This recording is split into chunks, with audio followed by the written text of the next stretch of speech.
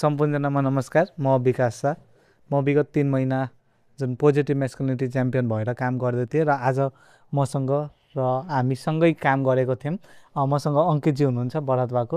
उहाँ पनि as a positive masculinity champion हामी दुईजनै मधेसमा काम गरेर आज हाम्रो सकेको छ र त्यही सन्दर्भमा हामी चाहिँ दुवैजना आफ्नो एक्सपिरियन्स कस्तो रह्यो सो हामी तेस्रो कसैलाई नराखेर हामी आफैमा दुईजना छलफल गर्न गइरहेको छौँ। आशा छ तपाईँहरूलाई पक्कै पनि राम्रो लाग्नेछ भनेर। र पहिला चाहिँ म अङ्कितजीसँगै सोध्न चाहेँ। अङ्कितजी बरतवामा अङ्कितजीसँग अघि कुरा गर्दा त्यहाँ युथ ग्रुपहरू छैन, त्यहाँ लायन्स लियो या जेसिस या त्यस्ता संस्थाहरू छैन, तैपनि युथहरूलाई त्यत्तिको कनेक्ट गरेर राख्नु र त्यता काम गर्नु र त्यहाँ चाहिँ अपर्च्युनिटी लिएर जानु तपाईँले कस्तो एक्सपिरियन्स रह्यो भन्ने कुरा म सोध्न चाहेँ। थ्याङ्क यू भेरी मच विकासजी, धन्यवाद प्रश्नको लागि। र अब एक्ज्याक्टली हामीले चाहिँ अब युथ इङ्गेजमेन्टको पाटोमा धेरै कुरा गर्छौँ। So as a positive masculinity चाहिँ मेरो के एक्सपिरियन्स भनेको चाहिँ मोर अब डिजिटल माध्यमबाट चाहिँ कसरी यस विषय सम्बन्धी हामीले जनचेतना फैलाउन सक्छौँ मान्छेलाई।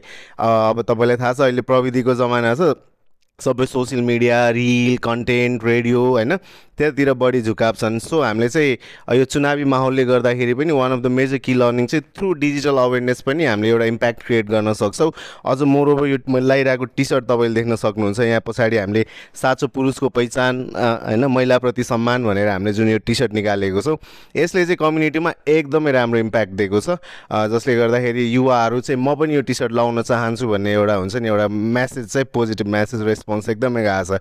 सो असाइड विकासजी त्यो बाहेकको चाहिँ मोर ओभर हजुरको एक्सपिरियन्स चाहिँ कस्तो रह्यो त्यो पनि सुनौँ होइन। हामी आज सँगै पिएमसी पनि काम पनि गरेको हो। अब सँगै काम गर्दाको अनुभव र त्यो बाहेक आज पिएमसी पनि काम गर्दाखेरिको अनुभव चाहिँ प्लिज सेयर गरौँ न। धेरै धेरै धन्यवाद अङ्कितजी प्रश्नको लागि। सँगै काम गरेको पहिला भनौँ। सो मैले चाहिँ डिफ्रेन्ट युथ ग्रुपहरूसँग काम गर्दै गर्दा हामी चाहिँ फर्स्ट टाइम एकचोटि मात्रै भेटेका थियौँ। ओभरअल हामी 3 मन्थ्सकै प्रोजेक्टमा काम गर्दै गर्दा मोर ओभर भर्चुअली नै भेटेर एकचोटि मात्रै फिजिकल भेटेर र त्यसपछि आज हाम्रो दोस्रो भेट हुँदैछ। सो त्यो त्यसरी पनि तैपनि हाम्रो जुन कोअर्डिनेसन, इभन हाम्रो जुन ट्रेनरहरू या टिचरहरू भनौँ या रेस्टलिस्टकै टिम केशव सर त हामीलाई कतिचोटि झुक्नु भएको छ, विकासजी भनेर केशवजीलाई अङ्कितजीलाई कल गर्ने, अङ्कितजी भनेर विकासजीलाई कल गर्ने।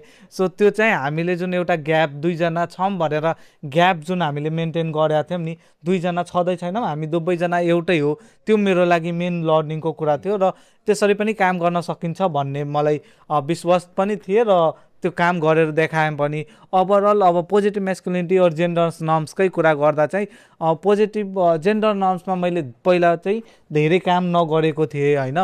पहिला म युथको सेक्टरमा र युथमा पनि एजुकेसन र क्लाइमेट चेन्जमा पहिला नै देखि काम गरिरहेको, तर जेन्डर नर्म्सको सब्जेक्टमा धेरै कम काम गरेको थिएँ।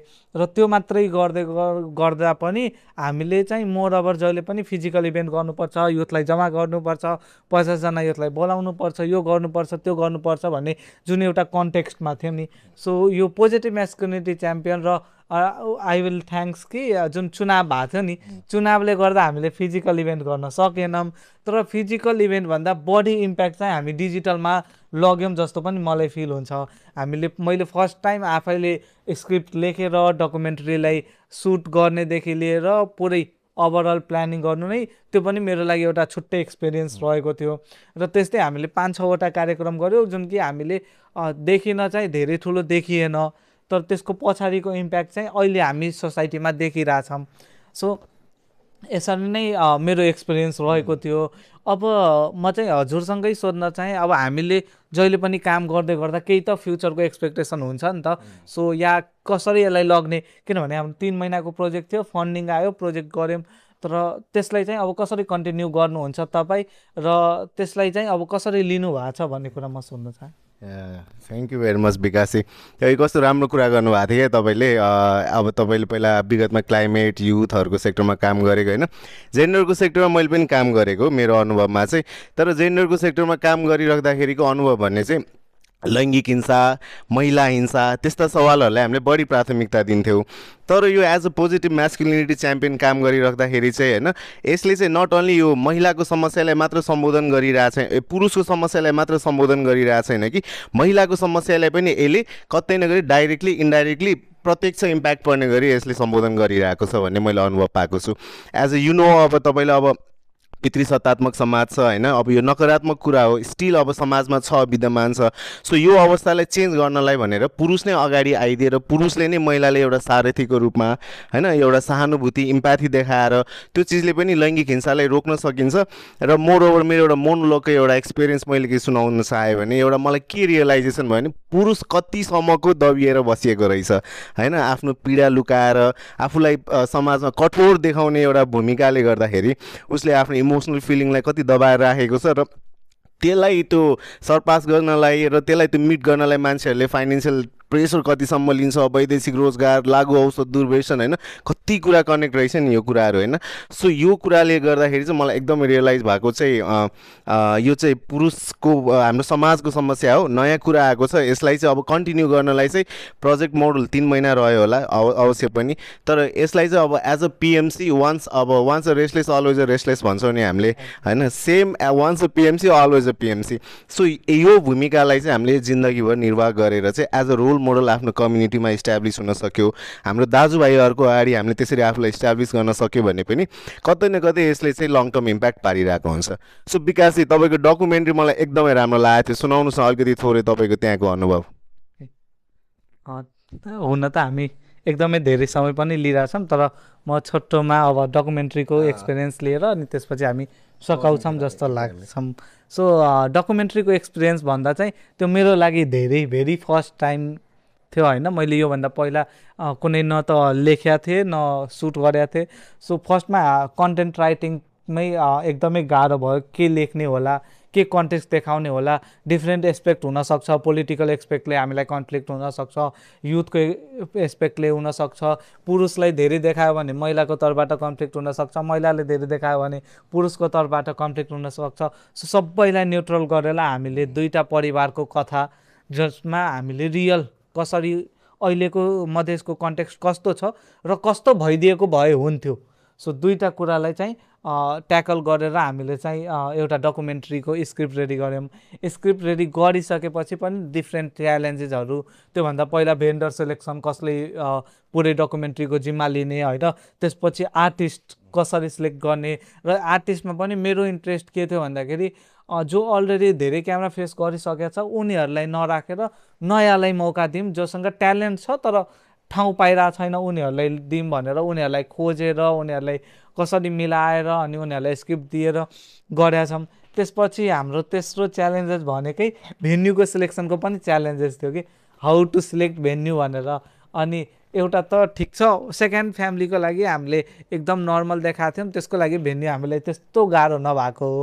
अनि तर पहिलो जुन फ्यामिली थियो नि हामीलाई गाउँको रियल भाइब देखाउनु पर्ने थियो। सो त्यस्तो घरै नभेटे नै घर भेटे पनि उनीहरूले सुट गर्न दिन नमान्ने, किनभने अब त कसैले आफ्नो घरको पुरै हरेक कुना त देखाउन दिँदैन नि त।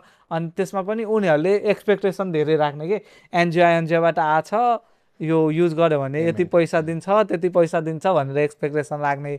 सो तै पनि हामी सबै च्यालेन्जेसहरूलाई डिस्पाइट गरेर हामी त डकुमेन्ट्री सुट गर्दा मलाई याद छ म जनकपुरभन्दा लगभग 20-25 किलोमिटर टाढा गएको थिएँ कि त्यो भेन्यूको लागि, राम्रो भेन्यू पाओस् भनेर। अनि त्यहाँ सुट गर्दा त्यो पुरै गाउँकै मान्छेहरू आएर अनि के भइरहेछ के सुट भइरहेछ पुरै भिड, अहिले पनि तपाईँ डकुमेन्ट्रीमा राम्ररी भिडियो हेर्नुभयो भने भिडहरू छ कि मान्छे जति भने पनि नहट्ने खालको थियो होइन। सो त्यसरी चाहिँ हामीले सुट गरेका थियौँ। सुट गरेर त्यसपछि चाहिँ एडिटिङमा पनि च्यालेन्ज आइराख्ने होइन।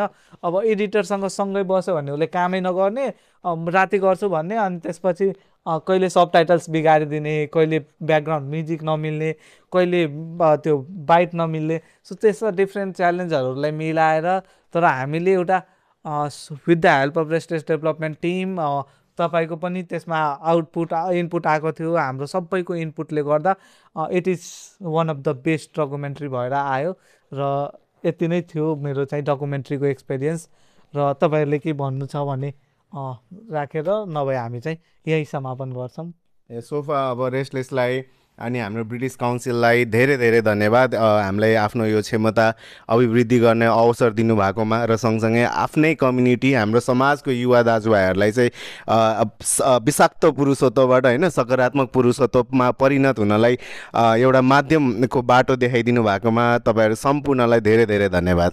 Thank you very much.